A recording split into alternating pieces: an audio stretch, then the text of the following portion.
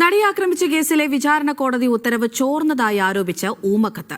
December 2 തീയതി വെച്ചെഴുതിയ കത്ത് ഹൈക്കോടതി അഭിഭാഷക അസോസിയേഷൻ പ്രസിഡന്റ് ചീഫ് ജസ്റ്റിസിന് കൈമാറി. തനിക്കെതിരെ ദിലീപും സംഘവും കൊലവിളി നടത്തുകയാണെന്ന് അതിജീവിതയുടെ അഭിഭാഷക ടി.ബി. മിനി ഫേസ്ബുക്കിൽ കുറിച്ചു.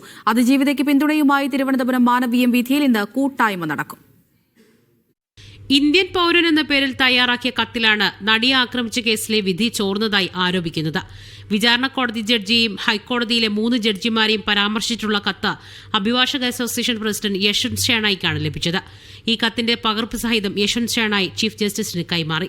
കത്ത് അന്വേഷണത്തിനായി വിജിലൻസ് രജിസ്ട്രാർക്കോ മറ്റേതെങ്കിലും ഏജൻസിക്കോ കൈമാറണമെന്ന് അഭിഭാഷക അസോസിയേഷൻ പ്രസിഡന്റ് ചീഫ് ജസ്റ്റിസിനോട് ആവശ്യപ്പെട്ടു. കേസിൽ കുറ്റവിമുക്തനായ ദിലീപും സംഘവും തനിക്ക് നേരെ കൊലവിളി നടത്തുകയും സൈബർ ആക്രമണം നടത്തുകയാണെന്നും കാട്ടി അതിജീവിതയുടെ അഭിഭാഷക ടി.ബി. മിനി ഫേസ്ബുക്കിൽ എഴുതി.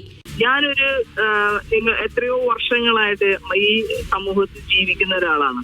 എല്ലാവർക്കും എന്നെ അറിയാം.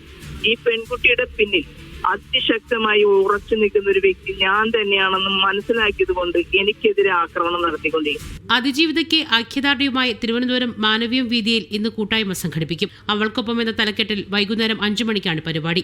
അവൾക്കൊപ്പം എന്ന ഹാഷ്ടാഗ് അന്താരാഷ്ട്ര ചലച്ചിത്രോത്സവത്തിന്റെ ഭാഗമാക്കണമെന്നാവശ്യപ്പെട്ട് സംവിധായകൻ ടി. ദീപേഷ് സാംസ്കാരിക മന്ത്രി സജി ചെറിയാന് കത്തയച്ചു. മീഡിയ 1 കൊച്ചി.